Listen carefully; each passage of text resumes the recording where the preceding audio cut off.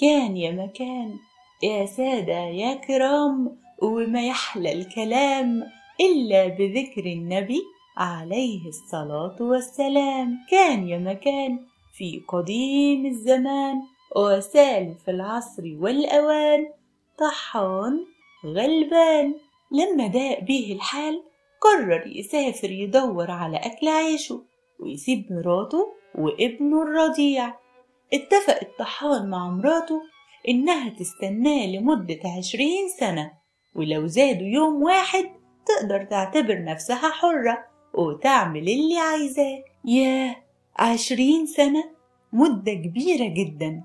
الغريب بقى إن مراته وافقت ووعدته بالوفاء والصبر، وإنها هتستناه ولو لآخر العمر. سافر الطحان لبلاد بعيدة، وهناك اشتغل في طاحونة بكل همة ونشاط. وتمر الأيام والشهور، وسنة ورا سنة تمر 20 سنة. وبعد 20 سنة يقرر الطحان إنه يرجع لبيته ويشوف مراته وابنه. يا ترى وفت بوعدها؟ يا ترى لسه بتحبني وفاكراني؟ ولا البعيد عن العين بعيد عن القلب؟ راح الطحان يستأذن من صاحب الطاحونة اللي زعل جدا أول ما عرف قرار الطحان، وطلب منه يفضل معاه ولو حتى عام، أصله اتعود عليه زي ما يكون ابنه تمام. لكن الطحان قاله إنه ما ينفعش يستنى لحظة كمان، ولازم يرجع لبيته ولمراته، لأنها ممكن تسيبه، ممكن تفتكر إنه مش راجع تاني، لأنه عاهدها يرجع بعد 20 سنة. وقدام إصرار الطحان ما كانش قدام صاحب الطاحونة غير إنه يرضى.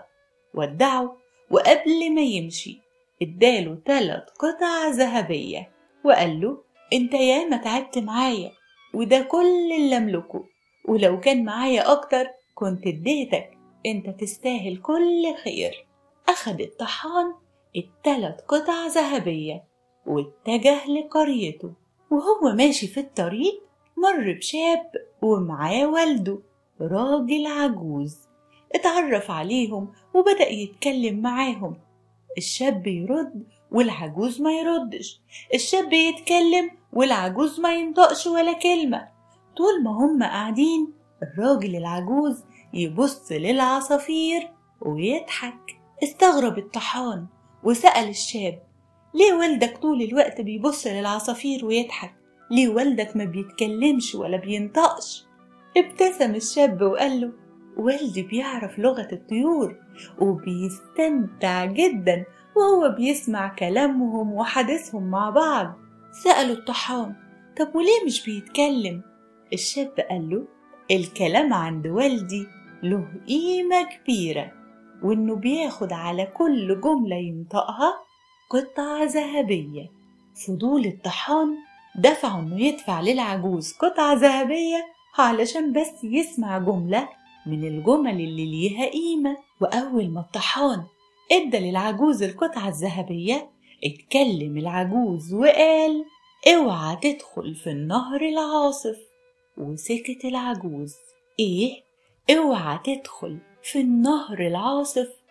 الطحان باله مشغول وهيموته الفضول، عاوز يعرف ايه هو النهر العاصف وايه اللي هيحصل، ويا ترى لو ادى للعجوز قطعة تانية هيقوله ويفسر له ولا هيقول جملة تانية غير الجملة الأولانية. وفجأة مد الطحان ايده في جيبه وخرج قطعة ذهبية تانية واداها للعجوز. يتكلم العجوز ويقول: إذا شفت النسور بتحوم قرب منهم واعرف ايه اللي بيحصل وارضى بالمقسوم. ويسكت العجوز والطحان باله مشغول.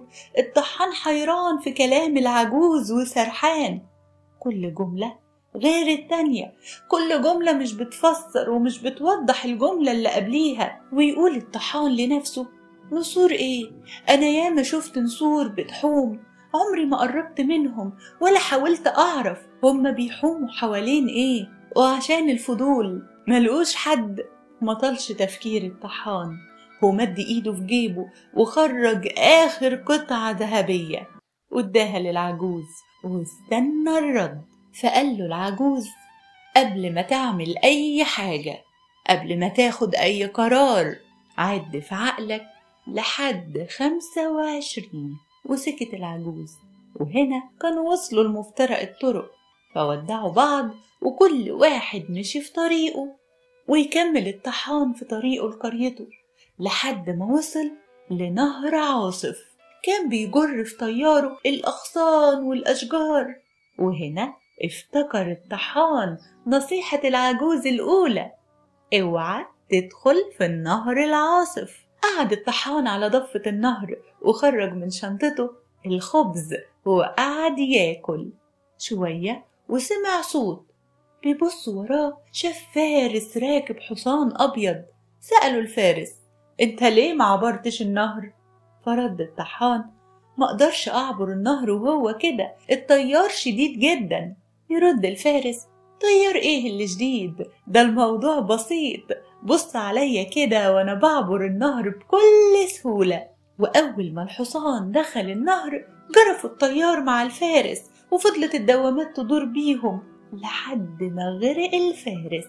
اما الحصان ففضل يعوم لحد المكان اللي نزل منه، وقدر يخرج من النهر. يمسك الطحان الحصان ويركب فوق ظهره ويفضل يدور على جسر علشان يعبر النهر. وأول ما لقى جسر عبر للضفة التانية، وعلى ظهر الحصان يكمل الطحان طريقه لقريته. وهو ماشي لمح 3 نسور كبيرة عمالة تحوم حوالين حاجة بين الأشجار. فافتكر نصيحة العجوز التانية: لما تشوف النسور بتحوم قرب منهم واعرف ايه اللي بيدور، وارضى بالمقسوم. يقرب الطحان بس بحذر لحد ما وصل للمكان اللي بتحوم حواليه النسور. شاف ايه؟ شاف 3 جثث على الأرض وجنبهم شنطة جلد. يفتح الطحان الشنطة يلقاها مليانة بالقطع الذهبية، وجنب الشنطة 3 مسدسات.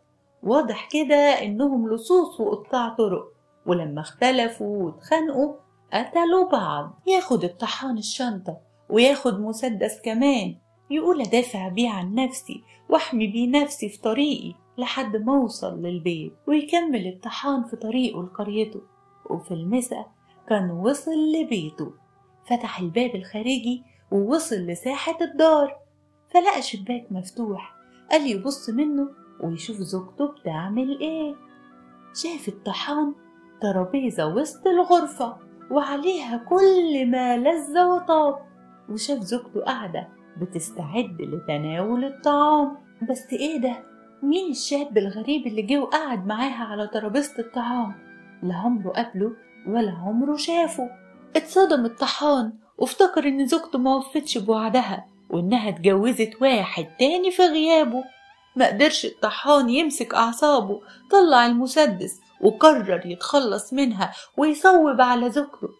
بس اللحظة افتكر نصيحة العجوز التالتة: قبل ما تعمل حاجة، قبل ما تاخد أي قرار، عد في عقلك لحد 25. اتمالك الطحان أعصابه وبدأ يعد في سره من 1 ل25.